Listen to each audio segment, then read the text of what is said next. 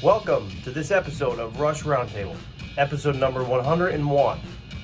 On this episode, we've each created our own compilation album consisting of songs that you're likely not going to hear on the radio. Enjoy!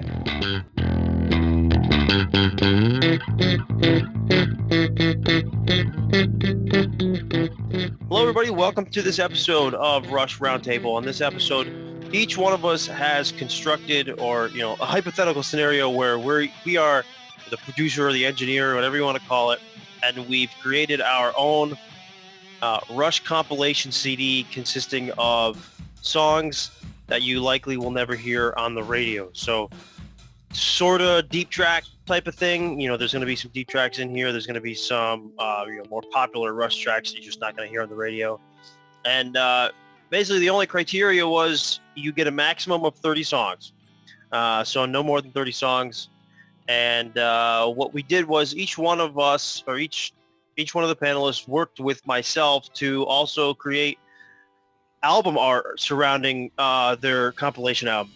And we're going to talk about how the album art relates to the theme of the songs we chose and so on and so forth. So before we dive into that, we have a brand new guest, Vivian. Is currently driving in her red Barchetta right now, but that's all right. So welcome, Vivian, to Rush Roundtable. We're glad to have you. And without further ado, we are going to start with Lucas. Go ahead, bud. Cool. First of all, Vivian, I hope you're not driving and doing this at the same time. So that should just be a little disclaimer.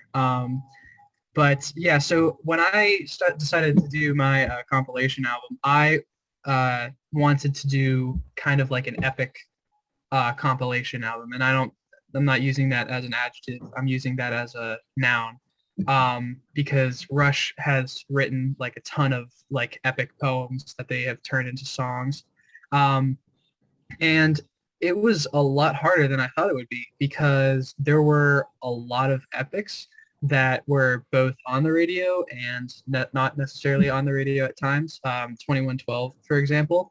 I've heard the overture played a number of times on the radio, especially where I live.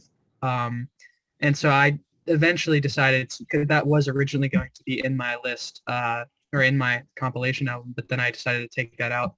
Too popular. So then I kept it at a max of 14, 7 tracks on one side, 7 tracks on the other. And I also decided to make it chronological in terms of the songs that I did decide to choose or include. And so I started off with By Tor and the Snow Dog. That is probably one of my favorite epics that they have out there. That was the first song that I attempted to learn to play on bass, and it was one of the it was just one of the funnest songs that they personally have. I liked when they played that at R30. Next was The Necromancer in Fountain of Lamneth. That's from Caress of Steel. By Tor and the Snow Dog is from Fly By Night, as we all know, by the way. Then we have Xanadu and Cygnus X1 Book 1, The Voyage. That's from Farewell to Kings. And I wanted to keep it, it's great that they ended off the Farewell of the Kings with Cygnus X1 Book 1, and then they started Hemispheres with Cygnus X1 Book 2, Hemispheres. So it kind of lined up perfectly for chronological reasons. And that was also one of the reasons why I wanted to make it chronological, was just because when I was putting things in order, I was like, okay, well, both Cygnus books have to be together no matter what. That just has to be so. And then I just kind of found that everything else seemed to line up, oh, well, I might as well just do it chronologically, because if those are chronological, Xanadu can definitely fit before Cygnus X1. And the Fountain of Lamneth would be a nice palate cleanser from By Tor and the Necromancer, just because those are a little bit drier, if that might be the right vocabulary term to use to describe them. There's just I don't want to say that there's not a lot there, but you in their earlier works, you could really hear just the drums, just the bass, just the guitar. There wasn't a whole lot of other effects being added that they eventually did incorporate later into their career, like, with Clockwork Angels and Seven Cities of Gold. And, even during their synth era, there wasn't a lot of like synth heavy material incorporated into their earlier stuff. So Fountain of Lamneth, there was a lot happening in that track itself. I can't even call it a song because there's multiple songs in that track, So it's a really nice palate cleanser before you go into Xanadu. And then once you're finished with that, you're introduced to Cygnus X1, both books. And then the first side is going to end with La Villa Strangiato, which is, in my opinion, the perfect ending to any disc side or album side or anything at all, an album itself. So that was that just really convenient. That was super convenient for me to get that lineup as well as it turned out to be. Side 2 of my compilation album starts off with Natural Science, which I always think is a great opener. I'm not sure if they ever opened with Natural Science, like whether that was like, actually I think they did. There is a recording I've seen live, and Geddy Lee kind of creeps out with his bass in like a Gollum-y type way. It's weird. I'm sure that I can find the video at some point in the future, but they have opened with Natural Science before. It's a great opener, and it's a great opener for my compilation album on side 2. Then we go with Jacob's Ladder, and those are the only 2 songs I think that are not technically in chronological order, because Jacob's Ladder is listed above Natural Science on the Permanent Waves album. So I guess you could switch those if you really wanted to, if you were that picky about it. But in this situation, how I have it now, where Jacob's Ladder follows Natural Science, it kind of would serve as like a down pacer to what you were just listening to. Natural Science is a very fast-paced ending, or at least I guess you could say like second act to that track. They pick it up with the whole part where they're talking about the most endangered species, the honest man, and all that fun stuff. So putting Jacob's Ladder in, you get a nice heavy like pullback to what you're listening to. You're pumped up, but now you're listening to just some heavier stuff, and you're still pumped up, because who doesn't get pumped up to Jacob's Ladder? Just that heavy guitar, bass, and just that really great, strong, and solid backing drum sound that you get. And then after Jacob's Ladder, we move on to the Moving Pictures section of my compilation album, and that's Witch Hunt and Camera Eye. Again, those technically are switched on the album. Camera Eye comes first, Witch Hunt comes after that at some point. But again, I think in this situation, Witch Hunt really works with slowing down the tempo and but increasing in heaviness with just the intensity and power that you're getting from Rush. So, you're going from Natural Science, starts off slow, picks up a little bit, moderately heavy throughout the entire song. Then you get Jacob's Ladder, slower, higher level of heaviness, hairiness, it has a little bit more of that oomph to it. Then you go to Witch Hunt, a little bit slower, even more hairy, more heavy, all that fun stuff that you really dig when it comes to Rush, just really getting into that groove and that deep rock definition, and then after you are finished with Witch Hunt, you're met with the Camera Eye. That's always a fun, lighthearted song, in my opinion. It has a great opener. And, just throughout the entire song, Geddy Lee's vocals just seem to provide this whimsical little, I personally, whenever I go for a run, I will always have Camera Eye, just because, it's tempoed at different times, but throughout the entire song, you kind of have this upbeat, relatively subtle, but not necessarily too laid back feel that you get from what you're hearing. And I always just think that always acts as a great palate cleanser to whatever you're listening to as well. There's a lot going on in that song. So the same with Fountain of Lamneth. Not saying that there's as much going on Fountain of Lamneth, or and in Camera Eye as Fountain of Lamneth, but you're still getting a really nice diverse mix of sound from that one singular track. Then from there, you're going to Countdown. This has always been one of my personal favorite Rush songs, just because of how, like, you can, whenever I listen to that song, I personally get like this feeling that they were super into just writing that particular song. I don't know how to describe what I'm getting from that, but whenever I'm hearing like just Alex playing in the back, Signals was a very different album when it came out compared to the rest of their stuff that they had in the past. And I would say that Countdown is different of itself from the stuff that they had in that album alone. It stands out as a really great epic.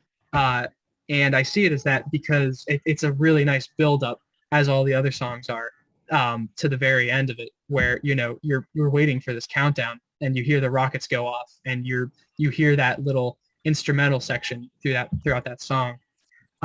It gets heavy towards the end, in my opinion, just with that, like, a great bass tone, great guitar sound, and then the drums they're really like covering everything. It's just painting over a really nice foundation for this beautiful picture that they're presenting you. After Countdown, you're left with Clockwork Angels and Seven Cities of Gold. This was a tough decision how to end my compilation album, because, as we all know, Clockwork Angels is technically, and this can be talked about in a whole other video, but, like the idea of it being a concept album or a rock opera, whatever you're going to call it, where all of the songs kind of serve a certain part to the same story arc. And to me, I thought, well, that's almost like 2112 in the same sense that, it's this massive story arc that has several different parts and tracks like connected to it. For my first instinct was to just add the entire Clockwork Angels album to the end, but obviously that would not be the greatest compilation album.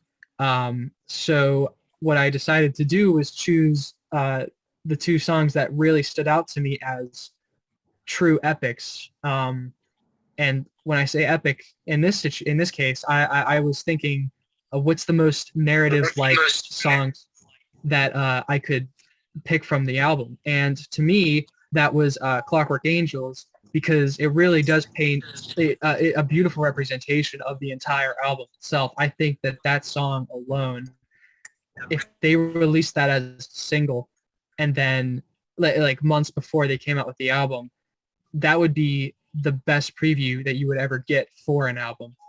And so that's why I chose Clockwork Angels. And then Seven Cities of Gold, great narrative, great story. I just love the riff that goes on into it. It's super heavy, and it's a really great ending to a really great compilation album, in my opinion. So that was my explanation behind there. And as you can see, the album artwork is a kind of like the inside is of like almost like a Jacob's Ladder type vibe that you're getting from that like battlefield-esque scenery. And then the front cover is more of like a bird's eye view expanded outwards, where you're seeing it from a galaxy scene. So it would be almost as if you're coming in from the galaxy, open it up, now you're at the battlefield where all the action's happening. And to me, that kind of portrayed this perfect imagery for an epic. That to me is what like an epic represents. And that is my compilation album. Sorry if I took too long. You're good. I like how you didn't just focus on the really long tracks, right? Like you took Witch Hunt and Countdown and I guess Seven Cities of Gold, but these songs that produce wide ranges of imagery, and you consider those epic as well. So I thought that was really well done. Really well. I mean, it flows really well too in terms of just 14 tracks, but you did a really good job chronologically, but weaving some songs in and out here. But yeah, very nice job. Any other? What did you call it, by the way? The album is called Rush Epic Tales Through Time. Goes along with the theme of them all being epics, having great narratives in each song throughout chronological history of time. Awesome. Anyone else want to comment on Lucas's? That was really cool. It was a really cool concept. I like that. Thank you. Right, and like Ryan Nice said, descriptions. Nice descriptions on everything. Thank you. What are you gonna say, Ralph? it wasn't just the epic long songs. It was songs like Witch Hunt and Countdown. Some of these stories. Yeah. Big stories. Yeah, I tried to really like focus on like which songs actually have a narrative that doesn't necessarily focus first person or like like it doesn't necessarily like not have a narrative. You know, it's not necessarily just a concept or an idea. It's an actual story that you're being told. So that's what was like the deciding factor for songs. All right, so moving on to mine. So I called mine being the Power Windows nerd that I am. I called mine "Ripples in the Pool," which of course is a quote from a motion detector. And I called it that because I always resonated with that quote, but I just kind of felt like sometimes our big splashes are just ripples in the pool. A lot of the songs that I chose here are songs that are maybe the band thought were going to be bigger than they were, and they were just ripples in the pool. They weren't, big splashes. So I kind of thought that was cool in terms of constructing this. So I got 15 songs and 15 songs on 2 discs, and I'm going to read through them here. Disc 1, I got the first 4 songs are the Fear trilogy. The Enemy Within, The Weapon, Witch Hunt, and Freeze. Then Grand Designs, Digital Man, Open Secrets, Middletown Dreams, Chemistry, The Camera Eye, After Image, Prime Mover, Emotion Detector, Marathon, and Between the Wheels. And disc 2 opens with Everyday Glory, goes on to Totem, Faithless, Presto, How It Is, Good News First, Armor and Sword, Warpaint, Ceiling Unlimited, The Big Wheel, Alien Shore, Double Agent, Available Light, Wish Them Well, and it closes with We Hold On. Now, my thinking in terms of the structure here was, well, first of all, I started at Moving Pictures and went onward. I excluded everything from Permanent Waves prior. 2 reasons. I kind of figured if you're looking for deeper-ish cuts, a lot of the casual Rush fans know up to, I guess, Moving Pictures, but, they're going to know from the debut album to Moving Pictures. So I wanted to go with I want to go songs from some of these albums that a lot of people neglected over time, right? And secondly, Neil has been quoted in saying that he would be fine with Rush having started at Moving Pictures. So I did that for my compilation here. I separated it, though, with disc 1 being like 95% synth era stuff. The only thing it has that's not that is Freeze, because it just goes with the trilogy. And disc 2 being, kind of the more nuts and bolts from Presto onward. Nuts and bolts, counterparts reference. But I really tried to take the time to listen to every song here and see what I basically just drew out. Okay, these are the 30 songs I want, and then I tried to determine which songs fit after which songs and so on and so forth. I thought opening disc 1 with the Fear trilogy was cool. Ending with Between the Wheels made sense because it's a closing track. Everyday Glory closes Counterparts, but I really like the opening of that song, so I thought it would be a cool opener for disc 2. And closing with We Hold On, well, actually, Wish Them Well into We Hold On, I thought was kind of a nice touch ending disc 2. Now, in terms of the album art, my cover art here is Ripples in the Pool. I actually took Hugh Syme's long box version of Roll the Bones where there's water at the bottom. I cropped that out, used just that, added a few ripples here with Photoshop, and then basically made the albums look like they were submerged underwater. That was my thinking for the cover art. The back cover art, I took the back of, and I'll show you real quick, the back of Vapor Trails for inspiration with the streak down the side. I put a ripple down the side of of my back artwork and basically just use the back of Vapor Trails for inspiration for here. So I think that's pretty much all I got to say. There's just quite frankly, this is just a collection of some of my, this is just a collection of my favorite Rush songs that aren't hits. I mean, simple as that. I just picked all my favorite songs, made a playlist or two on my iPhone to listen to. You know, I'll probably burn this CD at some point and put it in my car. But yeah, that was my thinking. And what do you guys think? It's cool. Personally, oh, sorry, you can go ahead. I was gonna say, sorry. It's some songs that deserve a better exposure than just the one album that they were on. Right. Yep. I think that your songs, like just the order that they're in, especially disc one, how it like you said, it is very synth heavy. That's what I noticed when you were listing off the songs.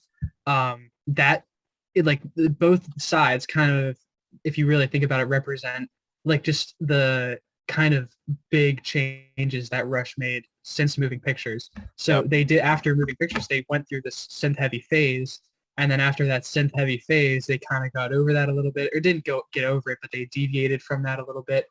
And then they went into this harder, like, you know, heavier, like material. And that's what you kind of see in the disc, like the second side of your disc. Right. And I like, you know, you have a really strong closing with Wish Them Well and Hold On. I think that that's a really nice closer duo. So well done. Thank you. All right. I like the beginning with the the Freeze trilogy. Yeah. The 4-part trilogy. Right. Yeah. Yeah. Yep. Really good start. Yeah. Great. Right. I love the synth versus the more guitar heavy breakdown. Right. Sure. Cool. Well, Ralph, you're up. All right. So when I was thinking about this, and my first thought was, what's the title going to be, is that there's a often quoted, or Neil's often quoted as saying, what is the most excellent thing I could do today? And that always reminds me of Time and Motion from Test for Echo, with days are like boxcars in a train. You know, they go by and you can never get a chance again to put things in. So just Time and Motion was in my head. And my favorite line is Flesh and Blood and Fire, but that didn't seem like a good Rush title. So I went with Live and Love and Dream, kind of deviated from the norm and did 3 parts instead of 2 parts. So I did 10 album or 10 song parts. First one is Live. So I kind of trying to figure out songs about life in general, you know, from the mundane to the traumas we go through to awful things. So first song I went with was Time and Motion, you know, obviously.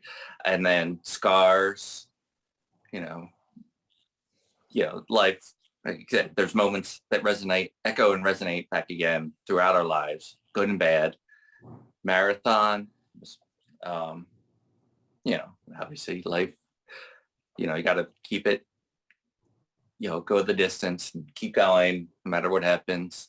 And then like Heresy is one of those where it's about awful things that happen to you, take years from your lives. And what do? You just have to move on. Like Nelson Mandela, jailed for decades. And he's just, you know, I'm not angry at the people because that would keep me in my jail. So then they got songs like Everyday Glory, How It Is, and We Hold On. And there's about the personal struggles we go through every day. Maybe people don't know it, but that's how we move on. Got Wish Them Well, kind of how we deal with other people in our lives, you know. And then Bravest Face, you know, I love the line, there is no magic place. So just put on your bravest face. You have to do every day when you wake up, get through life.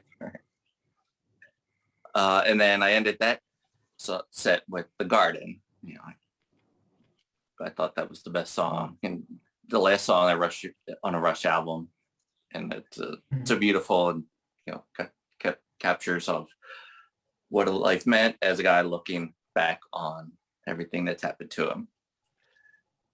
Next part was the love set. And I started with Secret Touch because I felt that was a good transition between going through life and love and all the heartbreak that comes with it. And then I got Tears, The Speed of Love. Speed of Love has one of my favorite lines is the two halves make two wholes. And I think that's a great line about what love means. And so in Madrigal, Entre Nous and Different Strings, I might have left off Entre Nous because it's not exactly a love song, but I couldn't separate it from Different Strings, and they just go beautifully together. Cold Fire,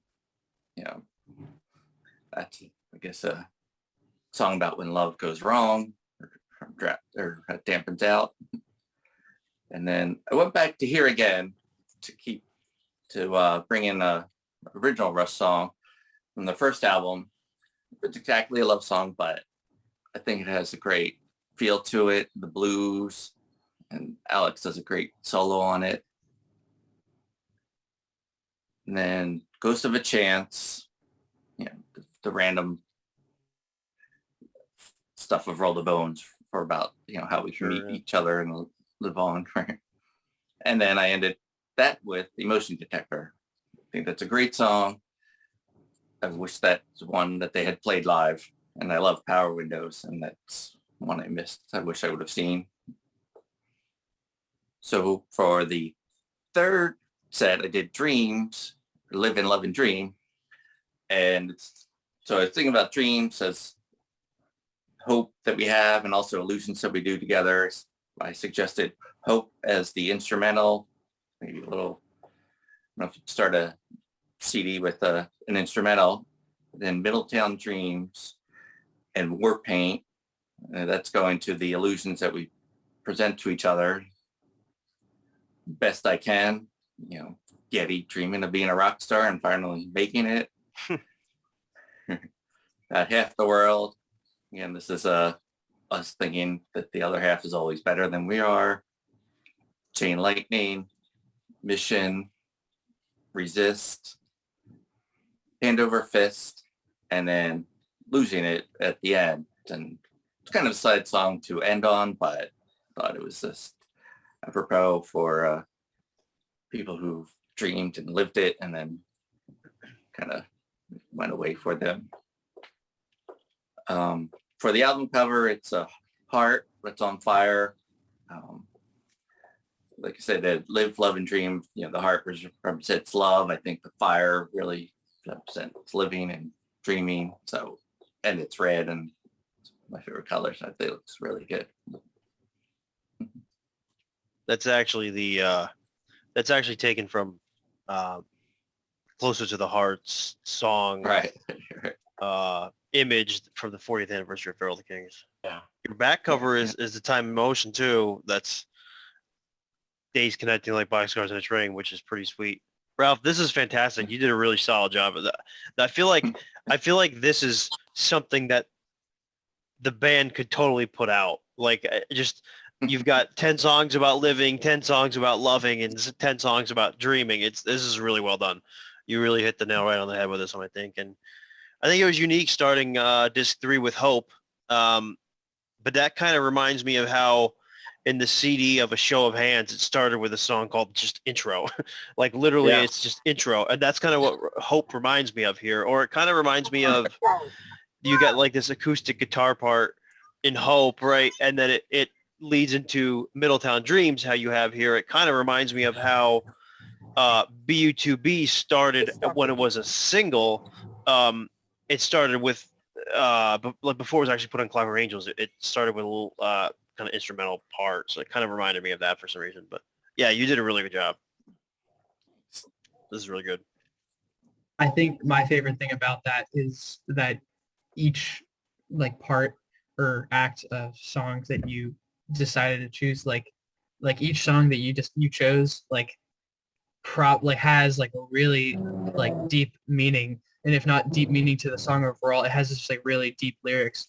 And one of the things that I was thinking of when you were just naming off all these songs, it was just if I had to convince a person like the intelligence and the beauty that like goes into their lyrics and into Rush's music. Like if I was trying to really get someone into Rush and all I was able to do was like give them songs, I would probably give them your compilation album and say, listen to these, really listen to the lyrics, because then that sums up pretty much like all of their like deepest stuff, like in terms of just like meaning, emotion expressed. It's like that was a really, like I have to say, like that was awesome. That was a pretty cool like structure. How you did that, that was pretty cool. Really well thought out, Ralph. Nice job.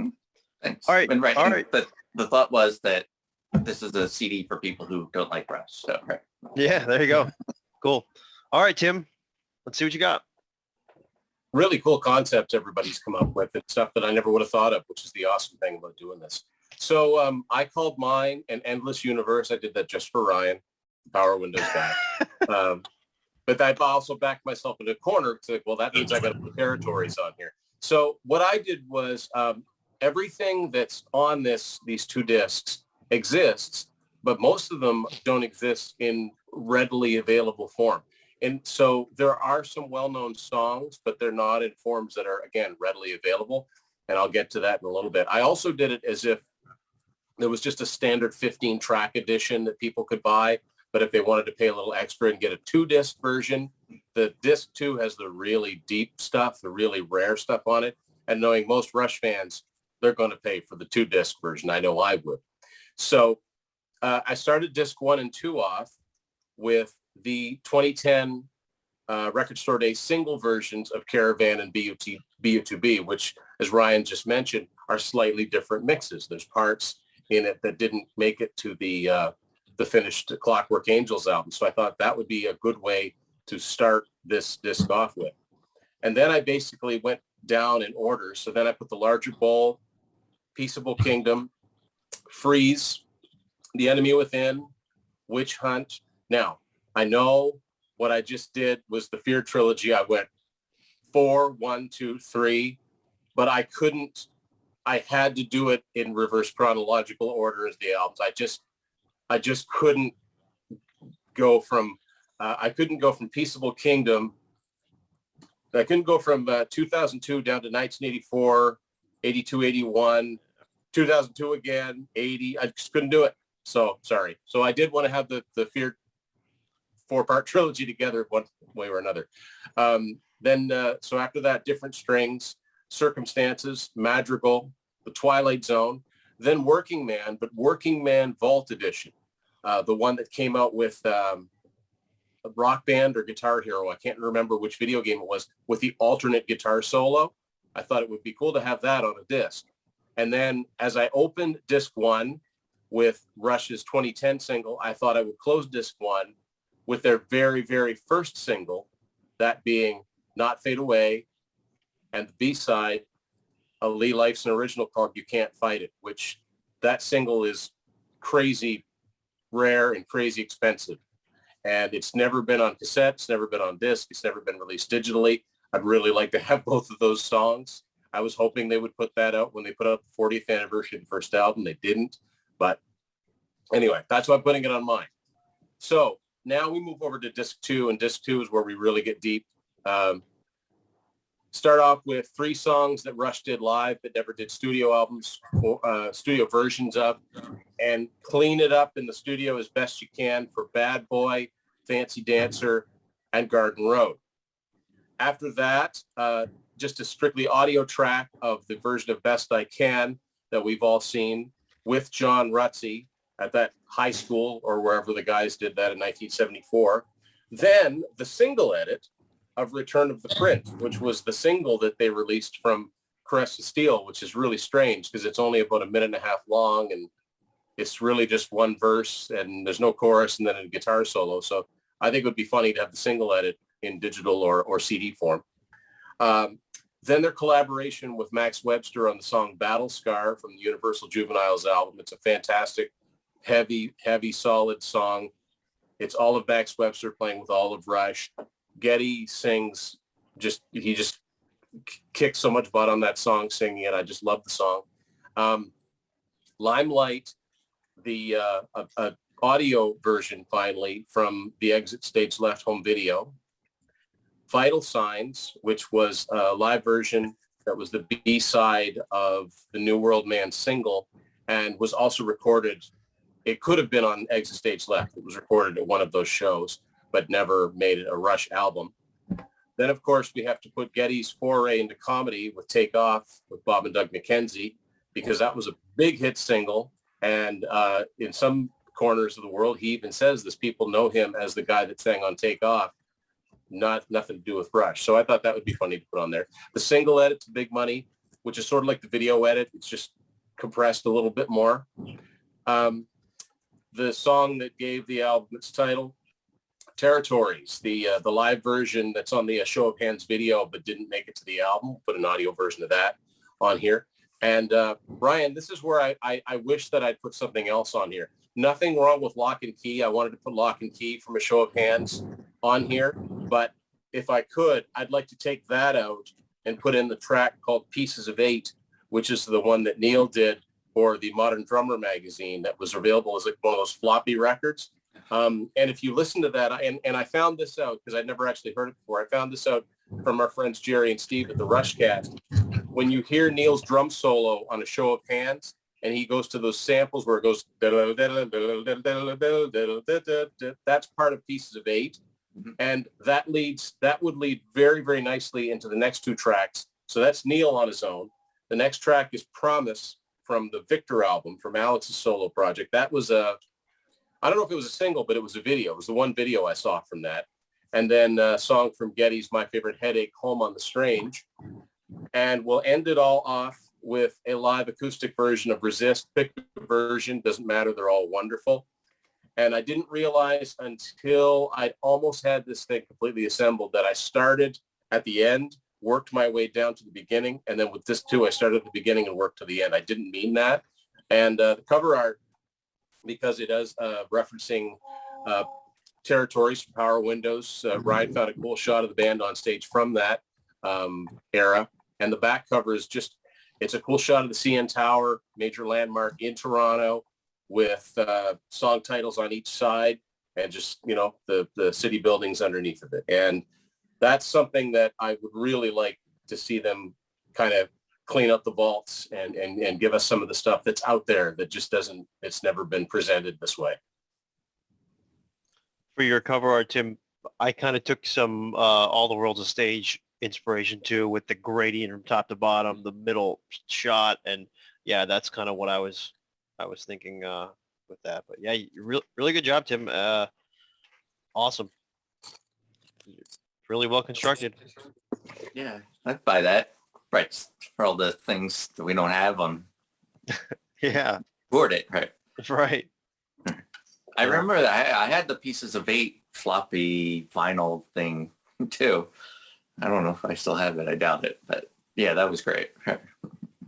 Yeah, I think my favorite thing would be the pre-recordings or the pre-record recordings, like from their debut single, like Not Fade Away, Garden Road. I always like listen to that on YouTube whenever I'm in the mood. Like I really want to listen to, like I'm perfectly okay with like burning through some data just to listen to that single. It's so great. And it's cool to hear, like you have to go on YouTube to hear them. At least I do, because I don't have the singles to listen to like those pre-debut album recordings and singles. So that would be pretty cool if they included those in like a compilation album. I think yours would actually be like really expensive because, like you said, you can't really find any of that stuff without like purchasing like or like sinking a lot of money into that. So it would be like almost like justice to the people to release all that music. That would be awesome if we could get that. Tim, I love the fact that you put Take Off with Bob and Doug McKenzie here, because I so wish that was actually not a comedic track and was actually, you know, produced. Geddy just sounds so good on that. Like he just sounds so good, and he has like 2 lines and they're repeated a couple times. You know, it would have been so good if that was an actual song. I love his spoken parts on there too. Yeah, oh yeah. But $10, $10. Yeah, so good. I heard that before I got into Rush. So Yeah, I think a lot of people did. That was their introduction. Cool. right. All right, so it's Vivian's turn. Vivian, the point of a journey is not to arrive, but Vivian arrived. I arrived, yes. Safe and sound. She was not driving her red Barchetta. She was riding No, shotgun. not tonight. Yeah, we left the red Barchetta for the night. Took a rest. There you go. What do you got? I have a different approach. I don't listen to things based on theme. My album is Discovering Undiscovered Territories. When you listen to Rush, it's got to be an experience. It's the way I started listening to Rush. You listen to the music. You don't look at the words. You don't read the words. You just sit down and listen to the music once or twice. The words come way after. You have to feel what you're listening to. My list is alphabetical because I mix and match. I don't go by theme. I don't go by era. I listen to all eras, everything. So I like alphabetical order because it does its own mix and match. 2112, obviously. After Image, Anagram, Analog Kid. My back cover is Headlong Flight, obviously, because we're discovering through worlds, different eras, different types of music. Available Light, Between Sun and Moon, Between the Wheels, which is one of my absolute favorites. Where else we got? Cinderella Man, Circumstances, Cold Fire, Cygnus X1, Cygnus X1 Book 2 Hemispheres. Now, to me, I did 30 songs. For me to pick 30 songs was agita. It was literal headache, migraine, agita. I cannot pick. I listen to every single song, depends on the day. Every single one. Not one is turned down. And I don't listen by playlist. I don't own playlists. Album by album. That's how I listen to music. Just the way I am. Okay, after we do hemispheres. Double Agent, Emotion Detector, Entre Nous, Ghost of a Chance, Headlong Flight, which is what we're on right now, High Water, which is underrated bass, completely underrated bass. If you really listen to it, Getty is rocking that song. And it's hidden behind Tai Shan, which most people don't listen to. I think that's an extreme deep cut. We got Jacob's Ladder, La Via Strangiato, obviously. Marathon, Mission, One Little Victory. Something for Nothing. The Camera Eye. The Garden. The Twilight Zone. Time Stands Still. Vital Signs. And Xanadu. 30 songs. Could be 130 songs. Could be 180 songs. All of them epic. All of them should be on the radio, but we all know that's not going to happen. Yeah.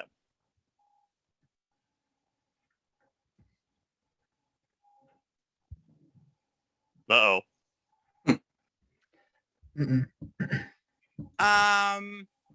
Rush is heart. Rush is soul. Rush is blood and sweat. Rush gave everything, and everything short. There's a lot of undiscovered. And there's my 30 songs. Absolutely. Cool. Very, very cool. I like the alphabetical concept because you're right. It does. It would put songs in order from eras that would never normally happen. I don't like, Right. I don't like when people say synth, no synth, back to guitar, heavy guitar, light guitar, no solo here. Everything has a place. There's room. There's a place for every single song, whether it's light on the vocals, heavy on the drums, it doesn't matter. It does, even Tears, even Rivendell, they all fit somewhere. And they should. It's Rush, period. And Love thank it. you. Cool. I love it. Cool.